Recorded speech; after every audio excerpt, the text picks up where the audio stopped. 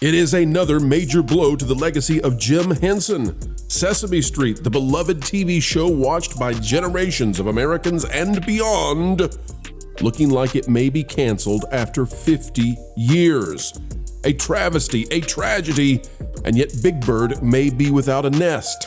We'll tell you why we must confess we would like to see the show completely changed and saved.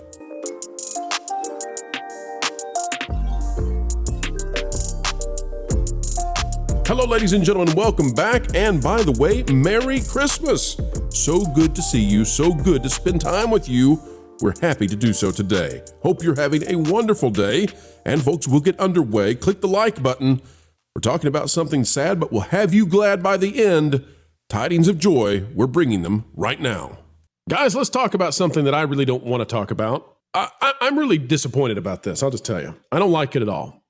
Because we got the news that Jim Henson's legacy with Disney is about to be heavily damaged by them destroying the last project he ever worked on with Muppetvision 3D. That's right, folks. Muppetvision 3D. But now we get this news, and it's worse. And it seems like every part of Henson's legacy is being destroyed by incompetent people. Here's the story. We'll read it. I don't like it at all because I don't like where Sesame Street has been put. I don't like the direction that it's been for about 15 years because they did this to them. Big Bird is soon to be homeless as the cancellation of Sesame Street is likely imminent. This is out of Upworthy. I think it's safe to say that it is canceled. They're trying to find somewhere that wants Sesame Street now. Sesame Street has been teaching kids and celebrating the power of community for over 50 years. This is by Jesselyn Wetzel. It says, everybody's favorite bird is about to be without a home, along with all his friends. The characters of Sesame Street have been a part of people's childhoods for multiple generations now, with its first episode airing in 1969.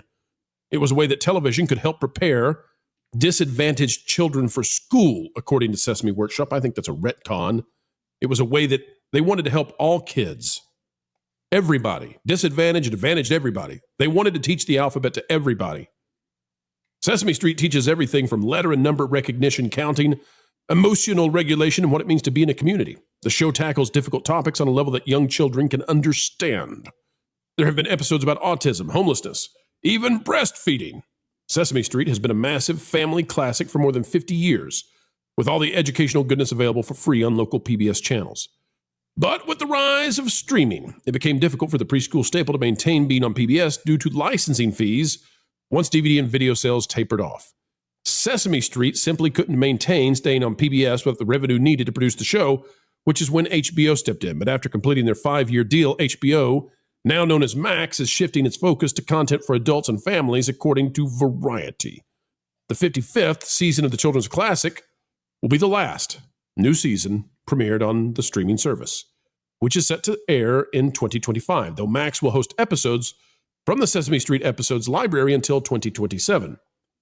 Now, not explicitly said here is, there is no one else planning to do new seasons of Sesame Street.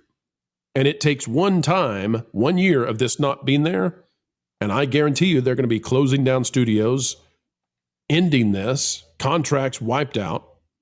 And so this is, it's no good. And I think it's something that people from every side of the aisle can agree. Sucks.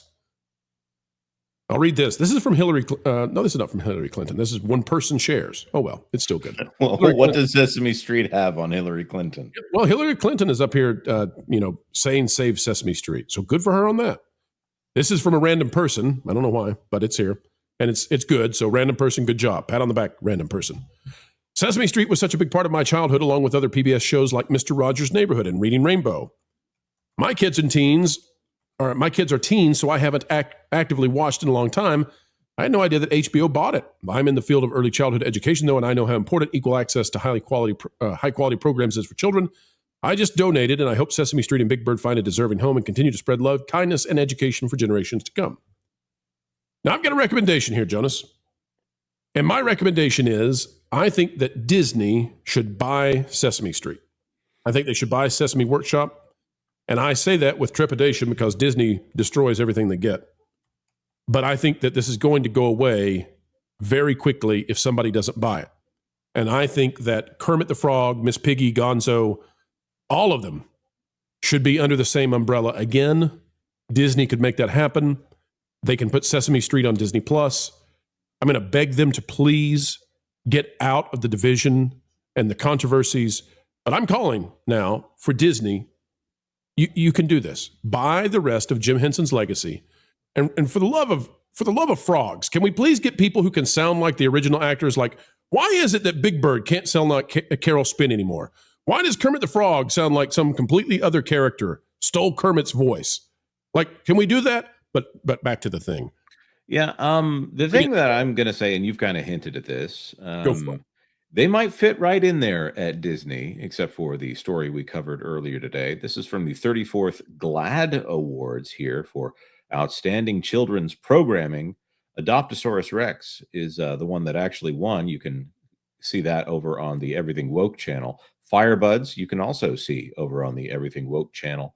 But Family Recipe, the episode from Sesame Street, was nominated for a Gay and Lesbian Alliance for Anti-Defamation Award. These are the same people who they send people to your set to tell you how you are going to incorporate stuff. They are, I just, this is I don't want to reduce it down to 4 words, but get woke, go broke. Yep. But it's so important. It's, to me, there are a few things, there are a few entertainment and cultural icons that are so important that I say save it. And I think this is one of those. It's been around for 50 years. It is multi-generational. It comes from people who really matter, like Jim Henson, Frank Oz. Get the stuff out that's destroyed it. Get it over to someone who cares about it. Ideally under the same umbrella with the Muppets, and make it wonderful again. Lauren? I've got a counter for you. Disney's not the one who should buy it. Who should buy it, Lauren? Universal. Ooh, there you go. Because they would actually put some care into the franchise itself. They couldn't put it into the theme parks, by the way. United Parks does have the rights to Sesame Street, at least for now. But man, Universal is turning into a great steward of stuff like this. And I think they would actually, I really like Lauren's idea here. And think of what a thumb in the eye that would be to Disney. It would just make them mad. It would make them mad, but see, my tender heart remembers back when Jim Henson was doing Kermit on the Sesame Street. Like, I remember when Kermit was asking little kids how it is that Santa gets down all those chimneys. Like, I can't even repeat the lines. All right, ladies and gentlemen, let's find out, how does Santa Claus get down all of those chimneys on Christmas Eve? And I remember it. And it's wonderful, and it's beautiful, and I would love to see that be possible again. And darn it, Lauren, you come in with reality, and I think, yeah, Universal would be better. I'm going to counter with one more here. Do you know who should buy Sesame Street? Dolly Parton. Oh, Dolly. Come on in, Dolly. She's not going to buy Sesame Street, but I actually think she would be a good steward of it. She is a producer. She's actually responsible for producing a lot of things that she doesn't put her name on. I do think she's actually competent enough to guide that without making it divisive. And she only occurs to me because we had this discussion about the fact that there is a Kermit presence at Dollywood. Here. I just think that would be great if Universal could put the Muppets of Sesame Street, which at one point did include Kermit the Frog, over there at Universal Studios. They would put some money into it. They wouldn't say that it has to go because down the street they're going to have a Monsters, Inc. ride. If Disney were a well-run company that actually was capable of shepherding these IPs that they now have under them, I would totally agree with you. If this was the Disney of John Lasseter, then yes, absolutely. But this is the Disney of Bob Iger, who is he would lock them in a closet and no one would touch them before they would do anything real with it. They would brag about it on a press release, and you would just pray that they didn't do anything on Disney Plus with it, unless it was just re-releasing old episodes pre-HBO. I just want people to understand, I'm not happy when I say that I want Disney to buy it. Like, I don't think Disney is suddenly some source of virtue. No, of course not. I'm just trying to think of, like, who has the money to buy this? Who has the prominence to put it out there? And then I'm going to further dreamscape this in by saying, And when Disney buys it, I want them to get rid of the stuff that has destroyed this and maybe get a unified Jim Henson, portfolio. You know what you could be looking for here is a classic New Yorker, because Sesame Street may not be a New York show, but it's a bunch of brownstone, so it's essentially a New York show. So maybe somebody who's heavily involved in New York real estate would be a good choice for owning the Muppets. What do you think about that? Are you suggesting that Orange Man by Yellow Bird? Only if he actually gets a Muppet that is literally orange and has the most amazing hairdo you've ever seen. It'd be amazing. It'd be amazing. Best puppet ever that I can tell. Jon Favreau. I don't know. He has no connection to the Muppets, but I actually think he would do a fantastic job with it. So in our minds now, we're suggesting that Disney buy it and give it to Jon Favreau. He's no longer in charge of Star Wars. He's in charge of the Muppets. Oh, can you imagine? Follow That Bird 2, directed by Jon Favreau? I'm there. That would be one way you could possibly get the Muppet Babies back, too. Muppet Babies, make our dreams come true. Yeah, I've been waiting for Miss Finch to go down for a long time, so I'm good with that. You don't want to see Miss Finch finally take the fall? She got away in that first one. She certainly did. I was a little scared of her. She made Big Bird blue, and that's not okay in my book. That's true. And there's a great song in there. I'm a Bluebird. It's a good one. They went too far. It was too sad. To find covers of it. Too sad. Yeah, and they did point out that Gordon did tell Big Bird to never jump from a moving vehicle, and they still put that in the movie. The children don't do this message in the middle of the Sesame Street film.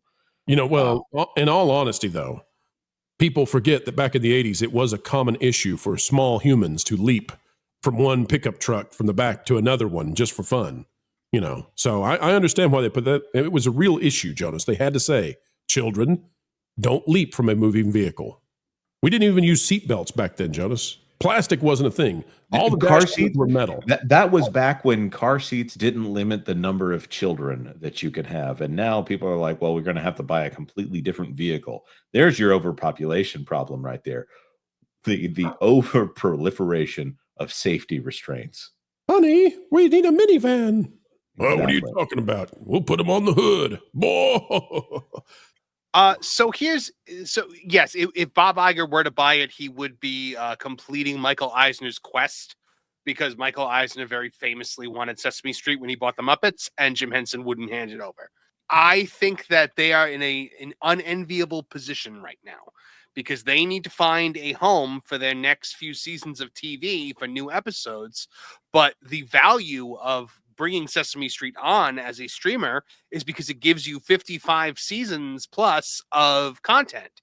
And unfortunately, the back seasons are locked up with Warner Brothers until 2027. So I don't know how much value they bring to the table for a streamer right now when it's just new seasons. I think that I think them being on HBO was the worst move they could have possibly made. If you're a parent and you see HBO, the first thing you're not thinking about is children's programming. Even the name Max, it just kind of has, like, I feel like more adult connotations than Cinemax. Yes. Yeah, exactly. And I mean, at the end of the day, obviously, yes, there's a huge opening for kids TV on streaming. Bluey is the #1 streaming show on the planet. But I don't know if someone like Netflix or somebody like or a company like Disney is going to purchase Sesame Street unless it can get all of Sesame Street.